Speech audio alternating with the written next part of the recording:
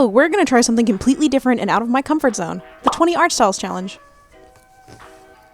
I tried to do this challenge a few years ago and had gotten a handful of panels completed, but then midway through I changed my main persona to look a lot more like me IRL, and I connected with this one much more than the previous one, so I figured I'd take another shot at this, but this time I'm swapping out some of the series that I'll be trying to replicate the style of. I tried to go with media that had quite varying styles, so none of them ended up looking the same. I knew from the start that this challenge was going to be fun for me because my humans don't have any set art style, but my animals have such a distinct style that I draw them in. So drawing in another show style will be really beneficial. This video will end up probably getting a little bit long, so it's going to be split in two, the first half of this challenge, and then the second half will be a totally different video on its own. First half being the humans, and then the second half being the animals.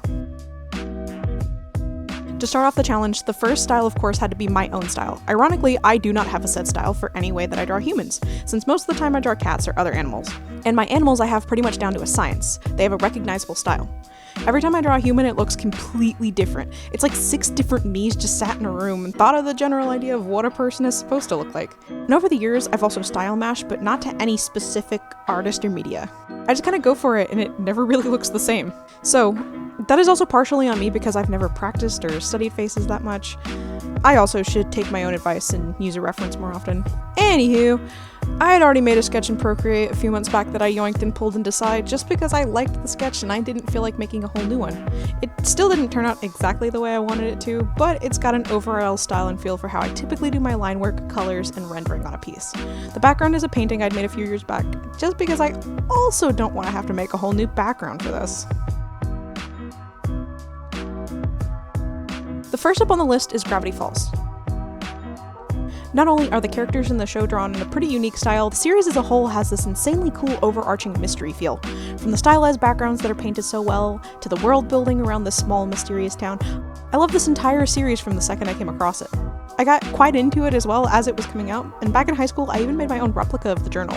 It was before all of the pages were documented and easily accessible, so I found myself rewatching the series and pausing each time a new page is revealed, and then saving it to a folder, organizing it by what I thought the correct order was for the pages, and then going to town on replicating them. I had so much fun with this journal. Maybe one day I'll swing back to my old house and grab it and let you guys see just how much fun I was having with it. As for the style of the show, it's simple enough, yet absolutely identifiable as being the Gravity Falls art style. Trying to mimic the style was a bit difficult just because I couldn't for the life of me figure out how the hair translated. This is a problem I encountered in all of the human ones, to be honest, but I made it work in the end. And here's the end result. And yes, I probably should explain now that I'm yoinking the backgrounds directly from the show, so please don't yell at me over it. I don't feel like painting 20 backgrounds. Anyway, moving on, up next is the Pokemon art style. This one was challenging because I kept bouncing between whether or not I wanted to draw myself as a trainer or whether or not I wanted to draw myself as a Pokemon. But then I was like, man, I could just do both, and that would count as 2 slots. But I felt like that was cheating the challenge, so ultimately I decided to draw myself as a trainer.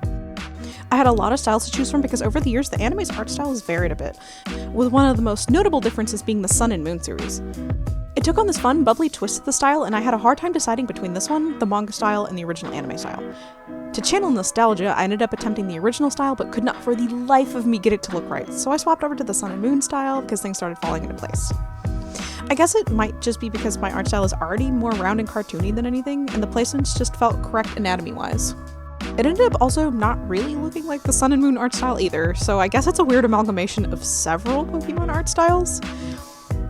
This portion of the style challenge felt very nostalgic for me because I would draw myself as a trainer all the time back in elementary school, and now here I am as an adult and a fully established artist doing the exact same thing. Younger me would be so proud. And of course I had to add the shiny Vulpix on my shoulder because who else would be my little archaeology buddy? Swapping to a totally different ballpark here, up next is the Adventure Time art style. I love this art style, 1, because it is very distinct and recognizable, and 2, noodle arms! Ironically, I had already drawn myself in the Fiona and Cake art style for a Let's review I'd made, but I never did draw myself as a human. Now is my opportunity. I'm actually quite surprised I didn't try to copy this art style more when I was a kid, because it was simple enough to mimic and definitely fun enough to have been right up my alley.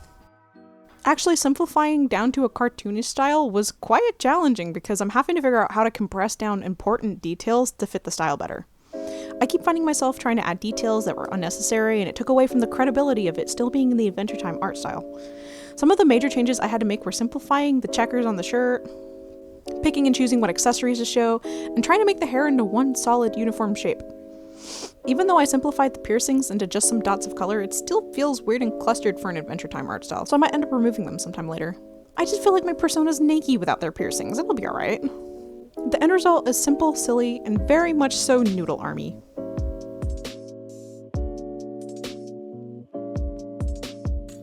Moving onwards, the next title humbly copied by my artist hands is Disenchantment. Full transparency, I'm not gonna lie to y'all, a huge part of the reason I chose this specific title over the creator's other 2 shows was purely to give me the opportunity to make a little cat demon for myself. The other reason was due to the show's representation of LGBTQ+ characters, because who doesn't love a sprinkle of gay in their castle drama wild as heck D&D session-esque TV show? The creator of the show is primarily known for making 2 of the longest running shows, The Simpsons and Futurama. The art styles between all 3 of the shows are pretty similar, but I enjoy the fantasy elements of Disenchantment above all else. Admittedly, I've also only seen bits and pieces of the other shows. I think I've seen the first season of Futurama and only caught a handful of episodes of The Simpsons. I also didn't enjoy the idea of drawing myself as a weird creamy yellow person.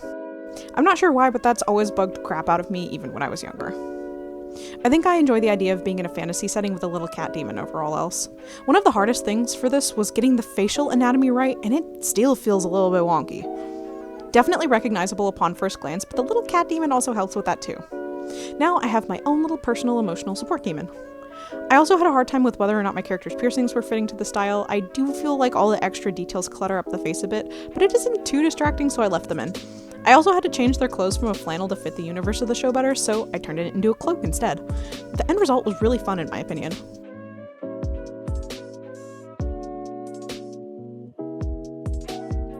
Up next, I'll be trying to tackle the Studio Ghibli art style. This one was a huge struggle the previous time I tried this challenge as well, and it was the one that frustrated me the most because the style was so far opposite from what I was used to doing. Don't get me wrong, the art styles in each of the movies are beyond stunning, and they did such a great job of being visually captivating. It has such a unique style, and the several times that I've tried to mimic it, it has not gone well whatsoever.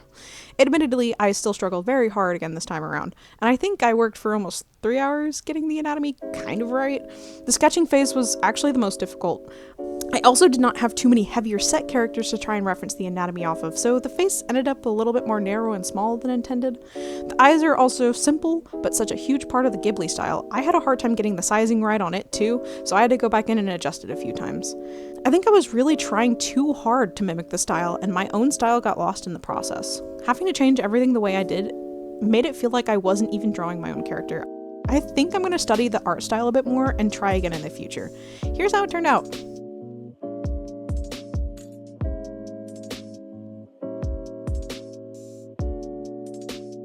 Doing a complete 360 here, and a great intermission point is the Homestuck art style. Do not even get me started on the subject, because if I start rambling, my several-year-long obsession might come out.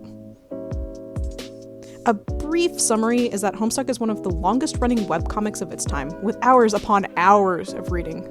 I have never seen a form of media put together in such a wild yet interesting way. I have no idea how to describe this if you're not aware of what it is. A quick Google search confirmed just how long it was, being 800,000 words long and over 8,000 pages. The general consensus is that if you read it nonstop, it would take you between 5 to 8 consecutive days to complete. There is not enough time to deep dive into every little bit of this webcomic, so to simplify, I'm just going to try and mimic the style of some of the panels here. This is yet another part of the challenge where I struggled a lot to simplify, and it was hard to translate my character into the style of. The human characters are often drawn being pure white with gray accents to define their features, while probably the most recognizable characters, the trolls, are primarily gray with black hair and orange horns. It made it very difficult to figure out what to do, so I just took a background from the actual comic, edited some things, and started to draw right over top. While this one ended up being the most visually different from all the other styles, I think I did a pretty good job at capturing the MS Paint style that the panels are rendered in. I'm glad I stepped away from my normal art program for this, because if I didn't, it would not have turned out anywhere near the same.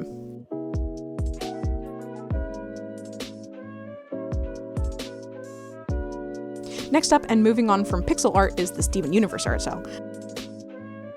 I am so upset that I didn't get into this series sooner than I did, because years after it was complete, I fell in love with the entire thing. From deeply relatable characters and scenarios to gorgeously rendered scenery, the whole series has incredible world building and an individual charm to it. The music is really well written too, and some absolute bangers came from the series. The art style is so nice too, and it works a bit more with shape language and is easily distinguished from other cartoons. Something I don't often incorporate in my own style is shape language, but luckily for me, I based my persona off of a squishy character, so the roundness is easy to mimic. The thing I struggled with once again was the eye placement. Even though these cartoons are considered quote-unquote simple, they're still quite hard to mimic exactly, and the eyes just always feel off when I draw them. I also went and bolded the outside of the line work to give it a bit of a pop. I think when put against the background, it renders out pretty nice and is definitely recognizable as the Steam Universe art style. If I ever redo this challenge, I think I'll try to draw myself as a gem because it just sounds fun to do. I considered making myself as a Labradorite gem, which is one of my favorites out there, but I couldn't get a solid idea down for what they would have looked like. Just picking the palette, I felt like it was almost unrecognizable as my character, so I decided to save the gemstone making for another OC. I think due to my character's colors, I probably would have had to go with Jasper or Carnelian or Citrine. There are just so many gems that don't actually exist in the show, and there are plenty that never get fully elaborated on, so I have an endless amount of options to build on that. Anyway, I enjoyed the outcome.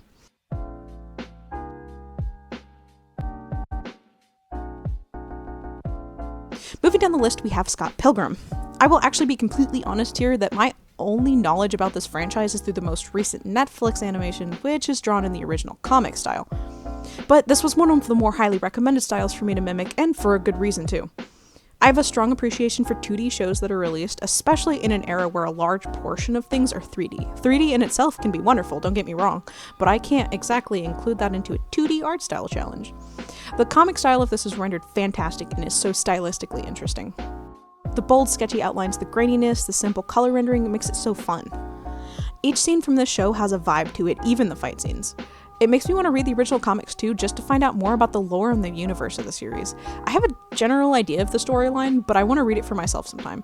The scene I tried to mimic is from the first episode where he's leaning against the wall and the lights from the roof are like gently sparkling overhead. I think it's the most recognizable one because a lot of people are making screenshot redraws out of it. I didn't have a really good brush to mimic the show's sketchy style, so I took my eraser, made it really small, as small as possible, and scratched over my lines. It actually ended up doing exactly what I wanted it to, and when zoomed out, it looks like a sketchy brush. Ironically, despite my lack of knowledge of the franchise, this was one of my favorite outcomes. It was stylistically fun, and the colors just ended up working so well with my character.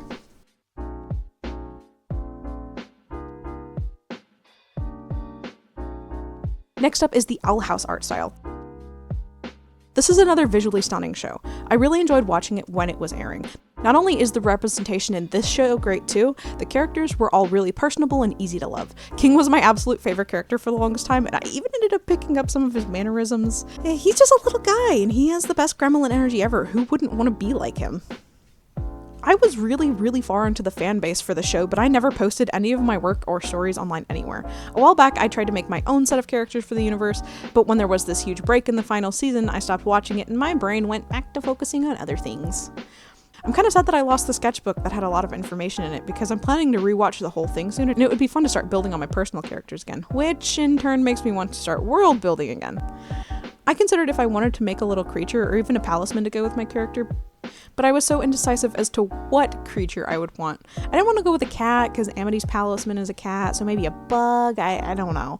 It had been a long while since I tried replicating the show's art style, and this time around I felt like I was starting from scratch. I still feel like the proportions don't match any of the characters that already exist. I think it's because it has been so long since I've revisited the media. Maybe once I rewatch the show again, I'll revisit this drawing and remake it to fit the style of the universe a bit better.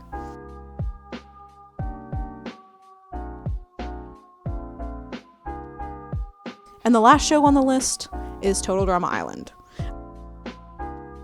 I loved this show as a kid, and I'm so surprised I never made any fan characters for it.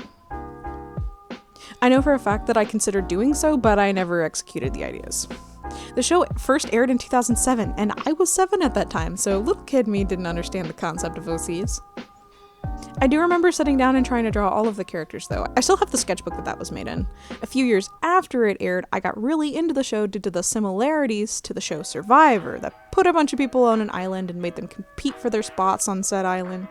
Yeah, the exact same premise of the cartoon. Survivor was one of the shows that my family watched growing up, so when I realized that there was a whole cartoon around the exact same concept, I was very happy to sit down and watch it with my family. They actually really enjoyed it too. TDI introduced me to the concept of drama in shows with the amount of fighting, backstabbing, shots fired, relationship drama, etc. I was always a fan of the style of the show, but I could never mimic it right. Even now, as an adult, the style is hard to mimic. It's another style that is so far opposite of my regular style. It was like I had to unlock a different part of my brain to even try to get it a little bit accurate. This one gave me trouble, lots of trouble. I think I scrapped a few sketches before completely starting over with the one that I had rendered all the way. Man, it was a challenge, but I guess that really is the point of doing an art style challenge in the first place. It isn't supposed to be easy. The end result is definitely recognizable as the TDI art style though, so technically it was a success. Maybe for fun I'll go through and watch it again, or maybe watch some of the other seasons, because I think I'd only gotten to the first two as a kid. Well, this is the final result.